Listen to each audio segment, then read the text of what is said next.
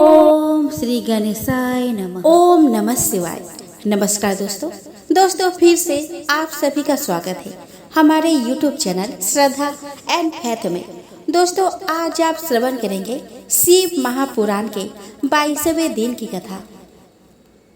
नारद जी बोले कि हे ब्राह्मण, अपने पिता के यज्ञ में शरीर का त्याग कर दक्ष कन्या सती देवी जगदम्बा किस प्रकार हिमालय की पुत्री बनी और किस तरह अत्यंत उग्र तपस्या करके उन्होंने शिव जी को पति के रूप में प्राप्त किया, मैं यह आपसे पूछ रहा हूँ, आप विशेष रूप से बताइए। ब्रह्मा जी बोले कि हे मुनि श्रेष्ठ, आप शिवा के परम पावन दिव्य सभी पापों को दूर करने वाले कल्याणकारी तथा उत्तम चरित्र को सुनिए। दक्ष कन्या सती देवी जब प्रसन्नचित होकर शिव जी के साथ हिमालय पर्वत पर लीला पूर्वक क्रीड़ा करती थी, उस समय मात्र प्रेम से भरी हुई हिमालय की प्रिय मैना संपूर्ण सिद्धियों से युक्त यह मेरी पुत्री है ऐसा समझकर उनकी सेवा में संलग्न रहती थी। हे मुने, दक्ष कन्या सती देवी जब पिता दक्ष के द्वारा अपमानित होकर क्रोधित हो यज्ञ में अपना शरीर त्याग दिया, उस समय हिमालय प्रिया मैना शिवलोक में स्थित उन भगवती सती की आराधना करना चाह रही थी। उन्हीं के गर्भ से मैं पुत्री के रूप में उत्पन्न हो ऐसा हृदय में विचार करके शरीर का त्याग करने वाली सती ने हिमालय की पुत्री होने के लिए मन में निश्चय किया। देह त्याग के अनंतर समय आने पर सभी देवताओं के द्वारा स्तुत वे भगवती सती प्रसन्नता पूर्वक मेनका के पुत्र के रूप में उत्पन्न हुई।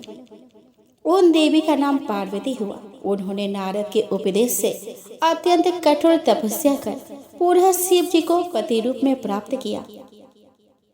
नारद जी बोले कि हे ब्राह्मण, हे विधि, हे महाप्राज्ञ, हे वक्ताओं में श्रेष्ठ, आप मुझसे मेनका की उत्पत्ति, उनके विवाह तथा चरित्र का वर्णन कीजिए जिनसे भगवती सती ने पुत्री के रूप में जन्म लिया। वे मेनका देवी धन्य है, इसीलिए वे पतिव्रता मैना सभी लोगों की मान्य और धन्य है। ब्रह्मा जी बोले कि हे नारद, हे मुनि, आप पार्वती की माता के जन्म, विवाह एवं अन्य भक्तिवर्धक पावन चरित्र को सुनिए। हे मुनि श्रेष्ठ, उत्तर दिशा में पर्वतों का राजा हिमालय नामक महान पर्वत है जो महान तेजस्वी और समृद्धशाली है। जंगम तथा स्थावर भेद से उसके दो रूप प्रसिद्ध है। मैं उसके सूक्ष्म स्वरूप का संक्षेप में वर्णन कर रहा हूँ। यह पर्वत रमणीय एवं अनेक प्रकार के रत्नों का आकर है जो पूर्व तथा पश्चिम समुद्र के भीतर प्रवेश करके पृथ्वी के मानदंड के भांति स्थित है। वह नाना प्रकार के वृक्षों से व्याप्त है, अनेक शिखरों के कारण विचित्र शोभा से संपन्न है और सूखी सिंह, व्याघ्र आदि पशुओं से सदा सेवित रहता है। वह हिम का भंडार है, अत्यंत उग्र है, अनेक आश्चर्यजनक दृश्यों के कारण विचित्र है। देवता, ऋषि, सिद्ध और मुनि उस पर रहते हैं तथा वह भगवान शिव को बहुत ही प्रिय है। वह तप करने का स्थान है, अत्यंत पावन है, महात्माओं को भी पवित्र करने वाला है, तपस्या में अत्यंत शीघ्र सिद्धि प्रदान करता है, अनेक प्रकार की धातुओं की खान है और शुभ है। वह दिव्य रूप वाला है, सर्वांग सुंदर है, रमणीय है, शैल राजों का भी राजा है, विष्णु का अंश है, विकार रहित एवं सज्जन पुरुषों का प्रिय है। उस पर्वत ने अपनी कुल परंपरा की स्थिति के लिए, धर्म के अभिवृद्धि के लिए और देवताओं तथा पितरों का हित करने की अभिलाषा से अपना विवाह करने की इच्छा की। हे मुनीश्वर, उसी समय देवतागण अपने पूर्ण स्वार्थ का विचार करके दिव्य पितरों के पास आकर उनसे प्रसन्नता पूर्वक कहने लगे। देवता बोले कि हे पितरों, आप सभी प्रसन्नचित होकर हमारी बात सुने और यदि आप लोगों को देवताओं का कार्य करना अभीष्ट हो तो शीघ्र वैसा ही करें। आप लोगों की मैना नामक जो ज्येष्ठ पुत्री प्रसिद्ध है वो मंगल रूपिणी है। उसका विवाह आप लोग अत्यंत प्रसन्नता पूर्वक हिमालय नामक पर्वत से कर दीजिए। ऐसा कहने पर सभी लोगों का महान लाभ होगा और आप लोगों के तथा देवताओं के दुखों का निवारण में पग पग पर होता रहेगा। ब्रह्मा जी बोले कि देवताओं की यह बात सुनकर पितरों ने परस्पर विचार करके कन्याओं के साथ का स्मरण करके इस बात को स्वीकार कर ली। उन लोगों ने अपने कन्या मेनका का विवाह विधि पूर्वक हिमालय के साथ कर दिया। उस मंगलमय विवाह में महान उत्सव हुआ। वामदेव शंकर का स्मरण कर विष्णु आदि देवता तथा समस्त मुनिगण उस विवाह में आए। उन लोगों ने अनेक प्रकार के दान देकर उत्सव करवाया। तदंतर वे दिव्य पितरों की प्रशंसा करके हिमालय की प्रशंसा करने लगे। इसके बाद परम आनंद से युक्त वे सभी देवता तथा मुनीश्वर शिवा एवं शिव का स्मरण करते हुए अपने अपने निवास स्थान को चले गए। उधर पर्वतराज हिमालय भी अनेक प्रकार के उपहार प्राप्त कर उस प्रिय मैना के साथ विवाह करके अपने घर आए और परम प्रसन्न हुए। ब्रह्मा जी बोले कि हे मुनीश्वर, मैंने मैना के साथ हिमालय के सुखद पवित्र विवाह का वर्णन कर दिया। अब आप और क्या सुनना चाहते हैं? नारद जी बोले कि हे महाप्राग, हे विधे, आप आदर पूर्वक मैना के उत्पत्ति का वर्णन कीजिए और श्राप के भी विषय में बताइए। इस प्रकार मेरे संदेह को दूर कीजिए। ब्रह्मा जी बोले कि हे नारद, हे सूतवर्य, हे महाभूत, आप इन मुनिगणों के साथ विवेक पूर्वक मैना के उत्पत्ति के वृतांत को अत्यंत प्रेम पूर्वक सुनिए। मैं कह रहा हूँ। हे मुने, मैंने अपने दक्ष नामक जिन पुत्र की चर्चा पहले की थी, उनके यहाँ सृष्टि के कारणभूता 60 कन्याएं उत्पन्न हुई। उन्होंने उन कन्याओं का विवाह श्रेष्ठ कश्यप आदि के साथ किया। हे नारद, यह सारा वृतांत आपको विदित है। आप प्रस्तुत कथा का श्रवण कीजिए। उन्होंने उनमें से स्वधा नाम की कन्या पितरों को दी। उस स्वधा से धर्म मूर्ति रूपा सौभाग्यवती 3 कन्याएं उत्पन्न हुई। हे मुनीश्वर, उन कन्याओं के पवित्र सदा विघ्नों का हरण करने वाले तथा महामंगल प्रदान करने वाले नामों को मुझसे सुनिए। सबसे बड़ी कन्या का नाम मैना, मझली कन्या का नाम धन्या और अंतिम कन्या का नाम कलावती था। ये सभी कन्याएं पितरों के मन से प्रादुर्भूत हुई थी। ये आयुनिजा कन्या लोकाचार के अनुसार स्वधा की पुत्रियां कही गई है। इनके पवित्र नामों का उच्चारण करके मनुष्य समस्त कामनाओं को प्राप्त कर लेता है। वे जगत की वंदनीय लोकमाता, परमानंद को देने वाली योगिनी स्वरूपा, उत्कृष्ट ज्ञान की निधि तथा तीनों लोकों में विचरण करने वाली हुई। हे मुनीश्वर, एक समय की बात है, वे तीनों बहनें भगवान विष्णु के निवास स्थान श्वेत द्वीप में उनके दर्शन के लिए गई। भक्ति पूर्वक विष्णु का प्रणाम तथा उनकी स्तुति करके वे उनकी आज्ञा से वहीं रुक गई। वहां उस समय बहुत बड़ा समाज एकत्रित था। हे मुनि, उसी अवसर पर मुझ ब्रह्मा के पुत्र सनकादि सिद्धगण भी वहां गए और श्री हरि को प्रणाम कर वही उनकी आज्ञा से बैठ गए। तब सभी लोग सनकादि मुनियों को देखकर वहां बैठे हुए लोकवंदित देवता आदि को प्रणाम करके शीघ्र उठ खड़े हुए। किंतु हे मुने, वे तीनों बहनें परात्पर शंकर की माया से मोहित होने के कारण प्रारब्ध से विवश नहीं उठी। शिव जी की माया अत्यंत प्रबल है, जो सब लोगों को मोहित करने वाली है। समस्त संसार उसी के अधीन है। वह शिव की इच्छा कही जाती है। उसी को प्रारब्ध भी कहा जाता है और उसके अनेक नाम है। वह शिव की इच्छा से ही प्रवृत्त होती है, इसमें संदेह नहीं।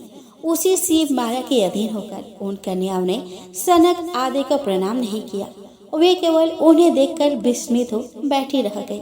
ज्ञानी होते हुए भी सनकादि मुनीश्वर ने उनके उस प्रकार के व्यवहार को देखकर अत्यधिक असहाय क्रोध किया। तब शिव जी की इच्छा से मोहित हुए योगेश्वर सनत कुमार क्रोधित होकर दंडित करने वाले श्राप देते हुए उनसे कहने लगे। सनत कुमार बोले कि तुम तीनों बहनें पितरों की कन्या हो, तथापि मूर्ख, सद्ज्ञान से रहित और वेद तत्व के ज्ञान से शून्य हो। अभिमान से भरी हुई तुम लोगों ने ना तो हमारा अभिउत्थान किया और ना ही अभिवादन किया। तुम लोग नर भाव से मोहित हो गई हो, अतः इस स्वर्ग से दूर चली जाओ और अज्ञान से मोहित होने के कारण तुम तीनों ही मनुष्य की स्त्रियां बनो। इस प्रकार तुम लोग अपने कर्म के प्रभाव से इस प्रकार का फल प्राप्त करो। ब्रह्मा जी बोले कि यह सुनकर वे साध्वी कन्याएं आश्चर्यचकित हो गई और उनके चरणों में गिरकर विनम्रता से सिर झुकाकर कहने लगी। पितृ कन्याएं बोली कि हे मुनिवर, हे दया सागर, अब हम लोग पर प्रसन्न हो जाइए। हम लोगों ने मूढ़ होने के कारण आपको श्रद्धा से प्रणाम नहीं किया। हे विप्र, अतः हम लोगों ने उसका फल पाया। हे महामुने, इसमें आपका दोष नहीं है। आप हम लोगों पर दया कीजिए, जिससे हम लोगों को पुनः स्वर्ग लोक की प्राप्ति हो।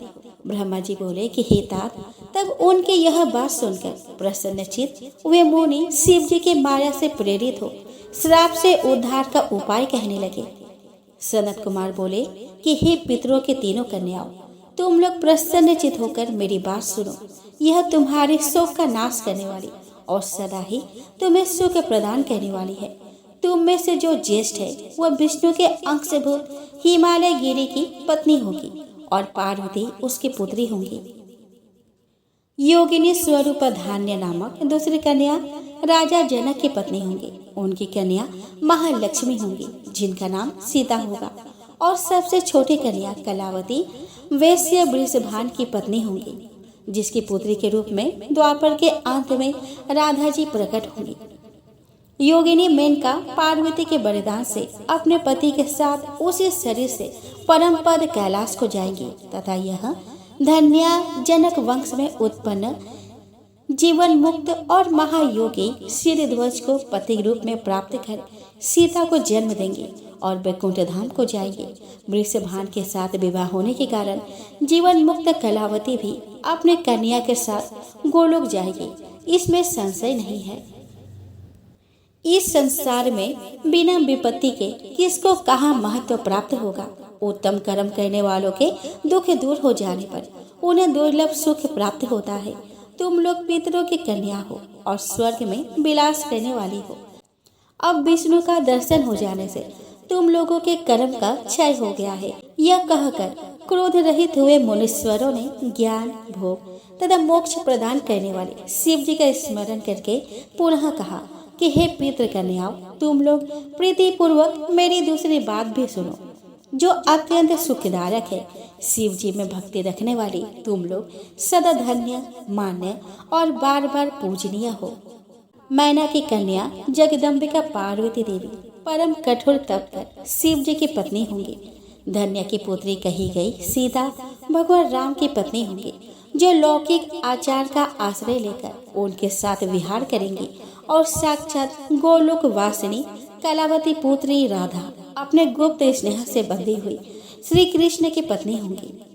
ब्रह्मा जी बोले कि इस प्रकार कहकर सबके द्वारा स्तुत वे भगवान सनत कुमार मुनि अपने भाइयों सहित वही अंतर्निहित हो गए। हे तात, पितरों की मानसिक कन्याएं वे तीनों बहनें पाप रहित हो सुख पाकर तुरंत अपने धाम को चली गई। नारद जी बोले कि हे विधि, हे प्राग, हे महाबुद्धिमान, हे वक्ताओं में श्रेष्ठ, इसके बाद विष्णु के सदगुरु शिव का क्या चरित्र हुआ उसको आप मुझसे कहिए। आपने मैना के पूर्व जन्म की शुभ एवं अद्भुत कथा कही। उनके विवाह प्रसंग को भी मैंने भली भांति सुन लिया। अब उनके उत्तम चरित्र को कहिए। हिमालय ने मैना के साथ विवाह करने के बाद क्या किया, जगदम्बा पार्वती ने उनसे किस प्रकार जन्म लिया और कठोर तप कर किस प्रकार शिव जी को पति रूप में प्राप्त किया, यह सब बताइए।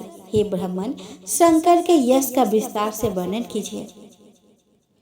ब्रह्मा जी बोले कि हे मुने, आप शंकर के कल्याणकारी उत्तम यश को सुनिए, जिसे सुनकर ब्रह्म हत्यारा भी शुद्ध हो जाता है और सभी मनोरथ को प्राप्त कर लेता है। हे नारद, जब मैना के साथ विवाह करके हिमवान घर गए तब तीनों लोकों में बड़ा भारी उत्सव हुआ। हिमालय ने भी अत्यंत प्रसन्न होकर परमोत्सव मनाया और शब्द बुद्धि से ब्राह्मणों, बंधुजनों एवं अन्य श्रेष्ठ लोगों का अर्चन किया। तत्पश्चात सभी संतुष्ट ब्राह्मण, बंधुजन तथा अन्य लोग उन्हें उत्तम आशीर्वाद देकर अपने अपने निवास स्थान को चले गए। हिमालय भी अत्यंत प्रसन्न हो अपने सुखदायक घर में, अन्य रम्य स्थान में तथा नंदन आदि वनों में भी मेनका के साथ रमन करने लगे। हे मुने, उसी समय विष्णु आदि समस्त देवता और महात्मा मुनि गिरिराज के पास गए। गिरिराज ने उन देवताओं को आया हुआ देखकर प्रसन्नता पूर्वक उन्हें प्रणाम किया और अपने भाग्य की सराहना करते हुए भक्ति भाव से उनका सत्कार किया। हाथ जोड़कर मस्तक झुकाए हुए उन्होंने उत्तम भक्ति से स्तुति की। हिमालय के शरीर में महान रोमांच हुआ और उनके नेत्रों से प्रेम की अश्रु बहने लगे। हे मुने, तब हिमालय प्रसन्न मन से अत्यंत प्रेम पूर्वक प्रणाम करके और विनीत भाव से खड़े हो विष्णु और देवताओं से कहने लगे। हिमालय बोले कि आज मेरा जन्म सफल हो गया, आज मेरी महान तपस्या सफल हुई, आज मेरा ज्ञान सफल हुआ और आज मेरी क्रियाएं सफल हो गई। आज मैं धन्य हो गया, मेरी समस्त भूमि धन्य हो गई, मेरा कुल धन्य हो गया, मेरी स्त्री और मेरा सब कुछ धन्य हो गया। इसमें संशय नहीं है, क्योंकि आप सभी लोग एक साथ मिलकर एक ही समय यहाँ पधारे हैं। मुझे अपना सेवक समझकर आप लोग प्रसन्नता पूर्वक उचित कार्य के लिए आज्ञा दे। ब्रह्मा जी बोले कि तब हिमालय के इस वचन को सुनकर विष्णु आदि वे देवता अपने कार्य की सिद्धि को मानकर प्रसन्न होकर कहने लगे। देवता बोले कि हे महाप्राग हिमालय, हमारा हितकारक वचन सुनिए। हम सब लोग जिस काम के लिए यहाँ आए हैं उसे प्रसन्नता पूर्वक बता रहे हैं। हे गिरे, पहले तो जगदम्बा उमा दक्ष कन्या सती के रूप में उत्पन्न हुई थी और रुद्र पत्नी होकर चिरकाल तक इस भूतल पर क्रीड़ा करती रही। वे ही जगदम्बा अपने पिता से अनादर पाकर अपनी प्रतिज्ञा का स्मरण करके यज्ञ में शरीर का त्याग करके अपने परम धाम को चली गई। हे हिमगिरे, यह कथा लोक में विख्यात है और आपको भी विदित है।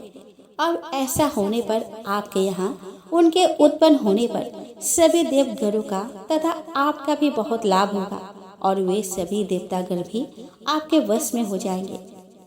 ब्रह्मा जी बोले कि उन विष्णु आदि देवताओं की यह बात सुनकर गिरिराज ने उनको आदर देने के लिए नहीं अपितु स्वयं प्रसन्नचित होकर तथास्तु ऐसा कहा। तत्पश्चात वे देवता उमा को प्रसन्न करने की उस विधि को हिमालय से आदर पूर्वक कहकर स्वयं शंकर प्रिया उमा की शरण में गए। वे देवता उत्तम स्थान पर स्थित होकर मन से जगदम्बा का स्मरण करने लगे और अनेक बार उन्हें प्रणाम कर श्रद्धा के साथ उनकी स्तुति करने लगे। देवता बोले कि हे देवी, हे उमे, हे जगन माता, शिवलोक में निवास करने वाली, हे सदा शिव प्रिय, हे दुर्गे, हे महेश्वरी, हम आपको प्रणाम करते हैं।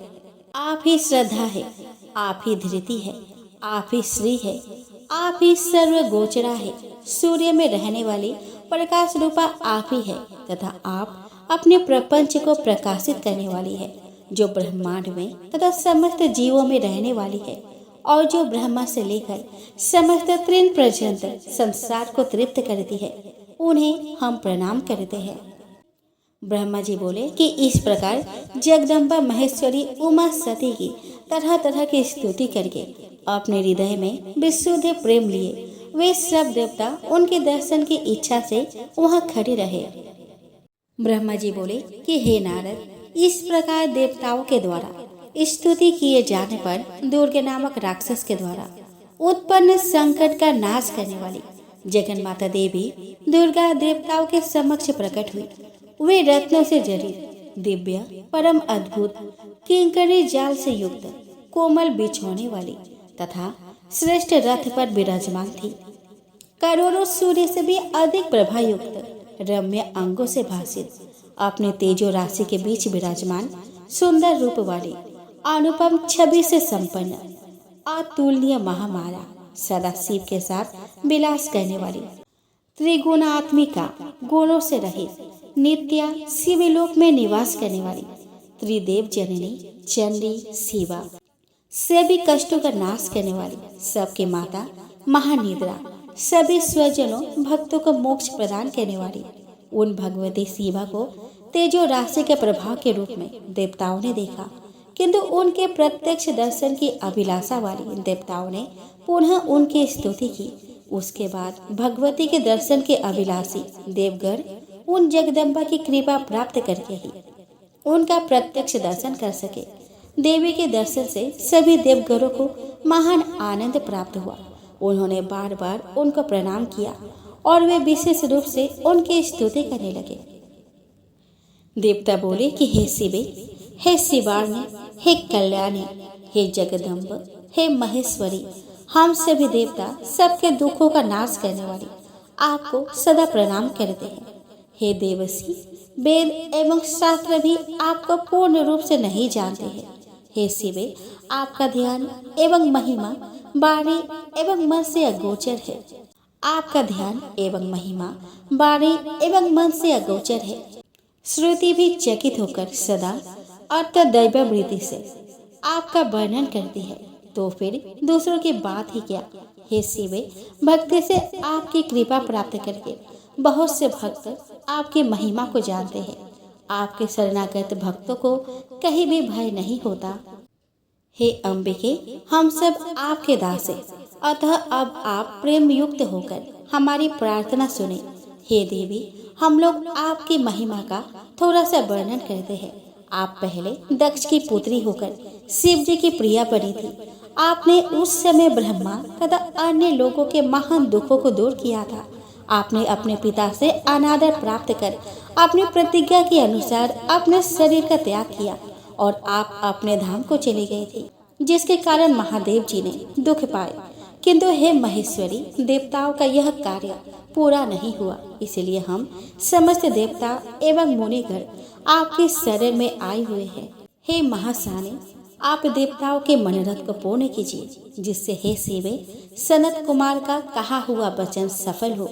हे देवी, आप पृथ्वी पर अवतरित होकर पुनः शिव जी की पत्नी बने और यथा योग्य लीला करें, जिससे देवगण सुखी हो जाए। हे देवी, कैलाश पर्वत पर स्थित भगवान शिव जी भी सुखी हो जाए, सभी लोग सुखी हो जाए और पूर्ण रूप से दुख का विनाश हो जाए। ब्रह्मा जी बोले कि हे नारद, विष्णु आदि सब देवता यह कहकर प्रेम से मग्न हो गए और वे भक्ति पूर्वक विनम्रता से सिर झुकाए मौन खड़े हो गए। शिवा भी देवताओं की स्तुति सुनकर प्रसन्न हो गई। उनकी स्तुति के कारण का विचार कर तथा प्रभु शिव जी का स्मरण कर भक्त वत्सल और दयामयी उमा देवी, विष्णु आदि उन देवताओं को संबोधित करके हंसकर कहने लगी। उमा बोले कि हे हरे, हे विधि, हे देवताओं, हे मुनिगण, अब आप सभी लोग दुख रहित हो जाइए और मेरी बात सुनिए। मैं आप लोगों पर प्रसन्न हूँ, इसमें संदेह नहीं है। मेरा चरित्र त्रैलोक्य को सर्वत्र सुख प्रदान करने वाला है। दक्ष आदि को जो मोह उत्पन्न हुआ वह सब मेरे द्वारा ही किया गया था। मैं पृथ्वी पर पूर्ण अवतार ग्रहण करूंगी, इसमें संदेह नहीं। इसमें बहुत से हेतु है, उनमें मैं आदर पूर्वक कह रही हूँ। हे देवताओं, पूर्व समय में हिमाचल और मैना के बड़े भक्ति भाव से मुझ सती शरीर धारिणी की माता पिता के समान सेवा की थी। इस समय भी वे नित्य प्रति मेरी भक्ति पूर्वक सेवा कर रहे हैं और मैना विशेषकर अपने पुत्री रूप में सेवा करती है, इसमें संदेह नहीं है। अतः रुद्र और आप लोग अपने अपने धाम को जाए। मैं हिमालय के घर अवतार लूंगी, इससे सभी लोगों का दुख दूर हो जाएगा। आप सब लोग अपने अपने घर जाए और चिरकाल तक सुखी रहे। मैं मैना की पुत्री के रूप में अवतार लेकर सभी को सुख प्रदान करूंगी। यह मेरा अत्यंत गुप्त मत है कि मैं शिव जी की पत्नी बनूंगी। भगवान शिव की लीला अद्भुत है, वह ज्ञानियों को भी मोह में डालने वाली है। हे देवगणों, जब से मैंने दक्ष के यज्ञ में जाकर पिता द्वारा अपने स्वामी का अनादर देखकर दक्षोत्पन्न अपने शरीर को त्याग दिया है, उसी समय से वे काल अग्नि संज्ञा स्वामी रुद्रदेव दिगंबर होकर मेरी चिंता में संलग्न है। मेरे रोष को देखकर अपने पिता के यज्ञ में गई हुई धर्मज्ञ सती ने मेरी प्रीति के कारण अपना शरीर त्याग दिया। यही सोच करके वे घर छोड़कर अलौकिक वेश धारण कर योगी हो भटक गए। वे महेश्वर मेरे सती रूप का वियोग सहन नहीं कर पा रहे हैं। उन्होंने उसी समय से कामजन्य उत्तम सुख का परित्याग कर दिया है और मेरे निमित्त कुवेश धारण कर वे अत्यंत दुखी हो गए हैं।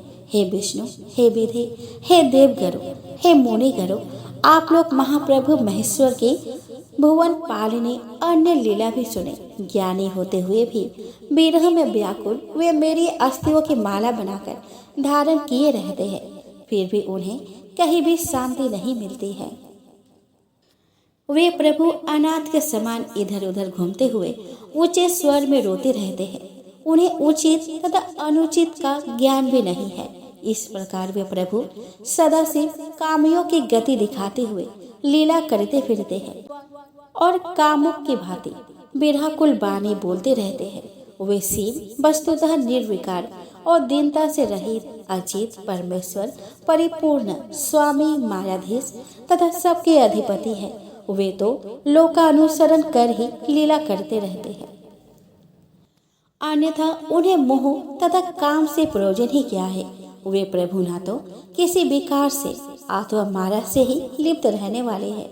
वे सर्वव्यापी रुद्र मेरे साथ विवाह करने की प्रबल इच्छा रखते हैं। अतः हे देवगणों, मैं पृथ्वी पर मैना हिमालय के घर पर अवतार ग्रहण करूंगी। मैं रुद्र के संतोष के लिए लौकिक गति का आश्रय लेकर हिमालय पत्नी मैना में अवतार ग्रहण करूंगी। मैं कठोर तपस्या करके रुद्र की भक्त तथा प्रिय होकर मैं देवताओं का कार्य करूंगी। यह सत्य है, सत्य है, इसमें संदेह नहीं है। आप सभी लोग अपने घर जाइए और रुद्र का भजन कीजिए। उन्हीं की कृपा से समस्त दुख दूर हो जाएगा, इसमें संदेह नहीं है। उन कृपालु की कृपा से सर्वदा मंगल ही होगा और मैं उनकी प्रिया होने के कारण त्रिलोक में वंदनीय तथा पूजनीय हो जाऊंगी। ब्रह्मा जी बोले कि हे तात, इस प्रकार कहकर वे जगदम्बा देवताओं के देखते ही देखते अंतर्ध्यान हो गई और शीघ्रता से अपने लोक को चले गए। तदंतर विष्णु आदि समस्त देवता और मुनिगण अत्यंत प्रसन्न हो उस दिशा में प्रणाम कर अपने अपने स्थान को चले गए। हे मुनिवर, इस प्रकार मैंने दुर्गा के उत्तम चरित्र का आपसे वर्णन किया, जो सर्वदा मनुष्य को सुख भोग तथा मोक्ष देने वाला है। नारद जी बोले कि हे तात, जब देवी दुर्गा अंतर ध्यान हो गए और देवगण अपने अपने धाम को चले गए, उसके बाद क्या हुआ?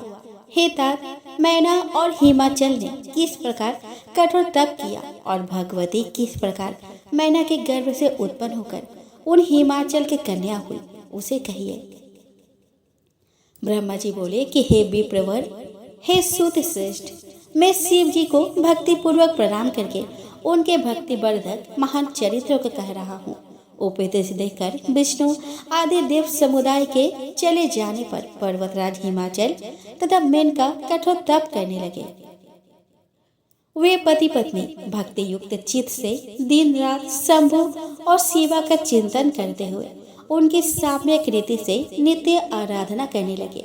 गिरि प्रिया वे मैना प्रसन्नता पूर्वक शिव जी के साथ देवी का पूजन करती थी और उन्हें प्रसन्न करने के लिए नित्य ब्राह्मणों को दान दिया करती थी। संतान की कामना से मैना ने चैत्र मास से आरंभ करके 27 वर्षों तक प्रतिदिन तत्परता पूर्वक शिवा की पूजा की। वे अष्टमी को उपवास करके नवमी तिथि को लड्डू, पीठी, खीर, गंध पुष्प आदि अर्पण करती थी। वे गंगा के औषधि प्रस्थ में उमा देवी की मिट्टी की प्रतिमा बनाकर अनेक प्रकार की वस्तुएं समर्पित कर उनकी पूजा किया करती थी। वे कभी निराहार रहती थी, कभी व्रत धारण करती थी, कभी जल पीकर ही रहते थे और कभी हवा पीकर ही रह जाते थे। इस प्रकार विशुद्ध तेज से दीप्तिमती मैना ने प्रेम पूर्वक शिवा में चित लगाते हुए 27 वर्ष व्यतीत किए। 27वें वर्ष की समाप्ति पर जगन्मयी जगजननी शंकर कामिनी उमा अत्यंत प्रसन्न हो गई। मैना की उत्तम भक्ति से संतुष्ट हो परमेश्वरी देवी उन पर अनुग्रह करने के लिए उनके सामने प्रकट हुई। तेजो राशि के बीच में विराजमान तथा दिव्य अवयवों से संयुक्त उमा देवी प्रत्यक्ष होकर मैना से हंसते हुए कहने लगी। देवी बोली कि हे महासाध्वी, जो तुम्हारे मन में हो वह वर मांगो। हे गिरि कामिनी, मैं तुम्हारी तपस्या से बहुत प्रसन्न हूँ। हे मैंने तुमने तपस्या, व्रत और समाधि के द्वारा जो प्रार्थना की है वह सब मैं तुम्हें प्रदान करती हूँ, और जब भी तुम्हारी जो इच्छा होगी वह भी दूंगी। तब उन मैना ने प्रत्यक्ष प्रकट हुई कालिका देवी को देखकर प्रणाम किया और यह वचन कहा। मैना बोली कि हे देवी, इस समय मुझे आपके रूप का प्रत्यक्ष दर्शन हुआ है, अतः मैं आपकी स्तुति करना चाहती हूँ। हे कालिके, आप प्रसन्न हो। ब्रह्मा जी बोले कि नारद, मैना के ऐसे कहने पर सर्वमोहिनी कालिका ने अत्यंत प्रसन्नचित होकर अपने दोनों बाहु से मैना का आलिंगन किया। तत्पश्चात मेनका को महान ज्ञान की प्राप्ति हो गई और वे प्रिय वचन द्वारा भक्ति भाव से प्रत्यक्ष हुई शिवा कालिका की स्तुति करने लगी। मैना बोली, मैं महामाया, जगत का पालन करने वाली, चंडिका, लोकों को धारण करने वाली तथा संपूर्ण मनोवांछित पदार्थों को देने वाली महादेवी को प्रणाम करती हूँ। आप ही जगत की उत्पादिका और आधार शक्ति है। आप ही सबसे परे नित्य प्रकृति है, जिसके द्वारा ब्रह्म के स्वरूप को वश में किया जाता है। वह नित्य आप ही है। हे मातः, आप मुझ पर प्रसन्न हुई। आप ही अग्नि के भीतर व्याप्त उग्र शक्ति है। आप ही सूर्य किरणों की प्रकाशिका है। चंद्रमा में जो आह्लादिका शक्ति है वह भी आप ही है। उन आप चंडी देवी का मैं स्तवन और वंदन करती हूँ। आप स्त्रियों को बहुत प्रिय है। आप संपूर्ण जगत की वांछा है तथा श्री हरि की माया भी आप ही है, जो देवी इच्छा अनुसार रूप धारण करके सृष्टि स्थिति पालन और संहारमय होकर उन कार्यों का संपादन करती है तथा ब्रह्मा विष्णु एवं रुद्र के शरीर की भी हेतुभूता है। वे आप ही है। आप मुझ पर प्रसन्न हो। आपको पुनः मेरा नमस्कार है। ब्रह्मा जी बोले कि हे नारद, मैना के इस प्रकार स्तुति करने पर दुर्गा कालिका ने पुनः मैना देवी से कहा कि तुम अपना मनोवांछित वर मांग लो। उमा बोली कि हे हिमाचल प्रिय, तुम मुझे प्राणों से भी अधिक प्रिय हो। तुम जो भी चाहती हो उसे मैं निश्चय ही दूंगी। तुम्हारे लिए मुझे कुछ भी अदय नहीं है। महेश्वरी का अमृत के समान यह मधुर वचन सुनकर हिमगिर कामिनी मैना अत्यधिक संतुष्ट होकर कहने लगे। मैना बोली कि हे शिवे, आपकी जय हो, जय हो। हे प्राज्ञ, हे महेश्वरी, हे भावा अंबिके, यदि मैं वर पाने के योग्य हूँ तो आपसे पुनः श्रेष्ठ वर मांगती हूँ। हे जगदम्बिके, पहले तो मुझे स्वपुत्र हो। वे दीर्घ आयु वाले, पराक्रम से युक्त तथा रिद्धि सिद्धियों से संपन्न हो। उन पुत्रों के पश्चात मेरी एक पुत्री हो, जो स्वरूप और गुणों से युक्त, दोनों कुलों को आनंद देने वाली तथा तीनों लोकों में पूजित हो। हे शिवे, आप ही देवताओं का कार्य सिद्ध करने के लिए मेरी पुत्री हो। हे भवाम्बिके, आप रुद्र देव की पत्नी हो और लीला करें। ब्रह्मा जी बोले कि हे नारद, मेनका की यह बात सुनकर प्रसन्न हृदया देवी उमा उनके मनोरथ को पूर्ण करती हुई मुस्कुराकर यह वचन कहने लगी। देवी बोली कि तुम्हें 100 बलवान पुत्र होंगे। उनमें एक बलवान और प्रधान होगा, जो सबसे पहले उत्पन्न होगा। तुम्हारी भक्ति से संतुष्ट मैं स्वयं पुत्री के रूप में अवतीर्ण होंगी और समस्त देवताओं से सेवित होकर उनका कार्य सिद्ध करूंगी।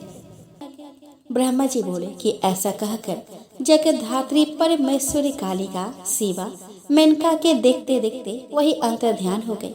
हे तात, महेश्वरी से अभिष्ट वर पाकर मेनका को भी अपार हर्ष हुआ और उनका तपस्या जनित कलेश नष्ट हो गया। अत्यंत प्रसन्नचित साध्वी मैना उस दिशा में नमस्कार कर जय शब्द का उच्चारण करते हुए अपने स्थान को चली गई। ऐसे तो मेनका के प्रसन्न मुखमंडल से ही हिमवान को सारी बातों की जानकारी हो गई। फिर भी मैना के अपने मुख से वरदान की सारी बातें पुनरुक्त वचनों के समान हिमालय से पुनः कह दी। मैना के वचन सुनकर पर्वतराज हिमालय प्रसन्न हुए और उन्होंने शिवा में भक्ति रखने वाली अपने उन प्रिया की प्रेम पूर्वक प्रशंसा की। हे मुने, तत्पश्चात काल क्रम से उन दोनों के सहवास में प्रवृत्त होने पर मेनका को गर्भ रह गया और वह प्रतिदिन बढ़ने लगा। समय अनुसार उन्होंने एक उत्तम पुत्र को जन्म दिया, जिसका नाम मैनाक था। उसने समुद्र के साथ उत्तम मैत्री की। वह अद्भुत पर्वत नाग बधुओं के विहार का स्थल था। हे देवर्षि, जिस समय इंद्र ने पर्वतों पर क्रोधित होकर उनके पंख काटना प्रारंभ किया, उस समय वज्र द्वारा कटे हुए पर्वतों के पंखों को देखकर वह मैनाक वेदना से अनभिज्ञ हो रहा और पंख युक्त ही रहा। हिमालय के 100 पुत्रों में मैनाक सबसे श्रेष्ठ और महाबल और पराक्रम से युक्त था। अपने आप प्रकट हुए समस्त पर्वतों में एकमात्र मैनाक ही पर्वतराज के पद पर अधिष्ठित हुआ। उस समय हिमालय के नगर में महान उत्सव हुआ। दोनों पति पत्नी अत्यधिक प्रसन्नता को प्राप्त हुए और उनका कलेश नष्ट हो गया। उन्होंने ब्राह्मणों को दान दिया और अन्य लोगों को भी धन प्रदान किया। शिवा शिवे के चरण युगल में उन दोनों का अत्यधिक स्नेह हो गया। ब्रह्मा जी बोले कि हे नारद, कुछ समय बीतने के पश्चात उन पति पत्नी दोनों ने देवताओं के कार्य के लिए जन्म हेतु भक्ति पूर्वक जगदम्बा का स्मरण किया। इधर अपने पिता के यज्ञ में यज्ञ द्वारा शरीर त्याग करने वाली भगवती चंडिका ने हिमालय पत्नी मैना के गर्भ से जन्म लेने का विचार किया। प्रसन्न होकर संपूर्ण कामनाओं के देने वाली वे महेश्वरी अपने वचन को सत्य करने के लिए पूर्ण अंश से हिमवान के चित्त में प्रविष्ट हुई। उस समय महामनस्वी वे हिमालय प्रसन्नता से अपूर्व कांति संपन्न होकर अग्नि के समान अदृश्य तथा तेज समूह से युक्त हो गए। तत्पश्चात समाधि संपन्न होने से गिरिराज हिमालय ने सुंदर कल्याणकारी समय में अपने प्रिय मैना के उदर में शिवा के उस परिपूर्ण अंश का ध्यान किया। इस तरह हिमालय की पत्नी ने हिमवान के हृदय में विराजमान करुणा करने वाली देवी की कृपा से सुखधारक गर्भ धारण किया। संपूर्ण जगत को आश्रय देने वाली उन देवी के गर्भ में आने से गिरिप्रिय मैना सदा तेजोमंडल के बीच में स्थित होकर अधिक शोभा पाने लगी। मैना ने अपने पति को सुख देने वाली तथा देवताओं के आनंद के कारणभूत शुभ अभीष्ट गर्भ लक्षणों को धारण किया। शरीर के अधिक दुर्बल होने के कारण उन्होंने सभी आभूषणों को उतार दिया। उनका मुखमंडल लोध के समान यानी कि श्वेत वर्ण के हो गया और वे प्रभातकालीन चंद्रमा के प्रकाश के छिन्न हो जाने से अल्प तरंगों वाली रात्रि के समान दिखने लगी। गिरिराज मिट्टी के समान सुगंधित उनके मुखमंडल को एकांत में सूंघकर तृप्त नहीं होते थे और गर्भवती होने के कारण दीना अनुदिन मैना में उनका प्रेमाधिक्य होने लगा। वे हिमालय मैना की सखियों से सदा ये पूछते रहते थे कि मैना को किन वस्तुओं की इच्छा है। वो लज्जा के कारण अपना कुछ भी इष्ट मुझसे नहीं बताती है। कष्टप्रद गर्भ लक्षण के प्राप्त कर लेने पर वे मैना जिस वस्तु के लिए कहती थी उसे अपने सामने गिरिराज के द्वारा उपस्थित हुआ देखती थी, क्योंकि उनकी इच्छित कोई भी वस्तु तीनों लोक में दुर्लभ नहीं थी। धीरे धीरे गर्भजन्य व्यथा को पाकर पुष्ट अंग वाली वह मैना पत्तों से समन्वित बाल लता के समान शोभित होने लगी। हिमालय ने अपनी सगर्भ पत्नी को रत्न भंडारों को अपने भीतर छिपाए रखने वाली पृथ्वी और अग्नि को अपने भीतर छिपाए रखने वाली समी वृक्ष के समान समझा। महान बुद्धिमान हिमालय ने अपने प्रिया के प्रीत योग्य अपने द्वारा अर्जित द्रव्यों के अनुसार राजसी प्रवृत्ति एवं अपने शास्त्र ज्ञान के अनुरूप संस्कार किए। उन्होंने प्रसव उन्मुखी अपने प्रिया को वैद्यों के द्वारा निर्दिष्ट गर्भगृह में मेघमंडल से आच्छादित आकाश के समान देखा। शुभ लक्षणों वाली गर्भ में जगदम्बा को धारण करने वाली महान तेज युक्त एवं सुंदर अंग वाली प्रिया मैना को देखकर गिरिराज हिमवान बड़ी प्रसन्नता के साथ शुभ लक्षणों वाली गर्भ में जगदम्बा को धारण करने वाली महान तेज युक्त तथा सुंदर अंगों वाली प्रिया मैना को देखकर गिरिराज हिमवान बड़ी प्रसन्नता का अनुभव करने लगे। हे मुने, उस समय विष्णु आदि देवता तथा मुनिगण आकर गर्भ में स्थित शिवा की स्तुति करने लगे।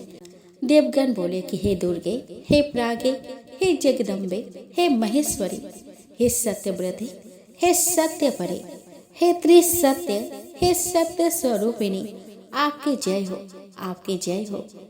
हे सत्यस्थे, हे सत्य सुप्रीते, हे सत्योने, हे सत्य वक्त्रे, हे सत्य नेत्रे, हम सभी आपकी शरण में प्राप्त हम सभी आपके शरण में प्राप्त हुए हैं। हे शिवप्रिय, हे महेश्वरी, देवताओं के दुख को दूर करने वाली, आप तीनों लोकों की माता, सवारिणी, सर्वव्यापिनी तथा भक्तों से स्नेह रखने वाली है। हे त्रिलोकेशी, आप प्रकट होकर देवगणों के कार्य को पूर्ण करें। हे महेश्वरी, हम सभी देवगण आपकी कृपा से सनात हो जाएंगे। इस संसार के सभी सुखी मनुष्य आपके द्वारा ही उत्तम सुख प्राप्त करते हैं। आपके बिना इस त्रिलोक में कुछ भी शोभा नहीं देता। ब्रह्मा जी बोले कि इस प्रकार सभी देवगण प्रसन्नचित होकर गर्भ स्थित महेश्वरी की बहुत स्तुति करके अपने अपने धाम को चले गए। जब 9वां महीना बीत गया और 10वां भी पूरा हो चला, तब गर्भ स्थित जगदम्बा महाकाली ने गर्भ से बाहर आने की इच्छा की। वह समय बड़ा सुहावना हो गया। नक्षत्र, तारे तथा ग्रह शांत हो गए, आकाश निर्मल हो गया और सभी दिशाओं में प्रकाश फैल गया।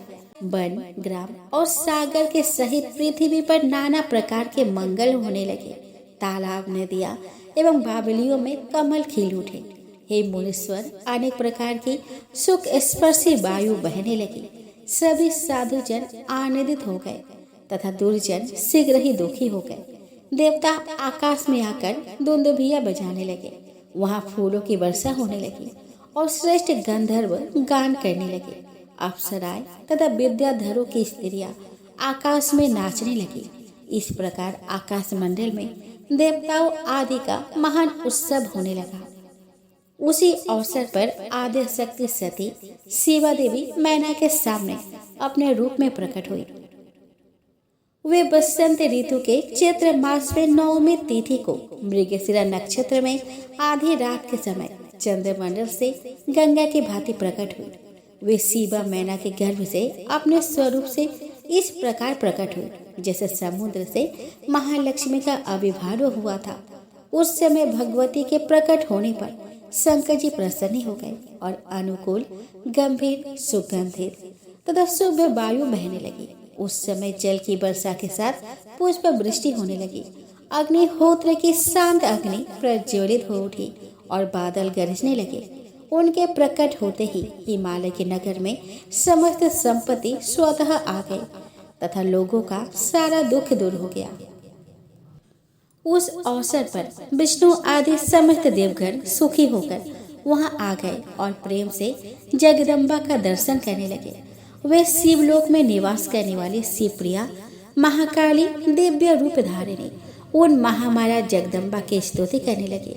देवता बोले कि हे जगदम्ब, हे महादेवी, हे सर्व सिद्धि विधायिनी, आप देवताओं का कार्य पूर्ण करने वाली है, इसलिए हम सभी आपको सदा प्रणाम करते हैं। हे भक्त वत्सले, आप हर प्रकार से देवताओं का कल्याण करें।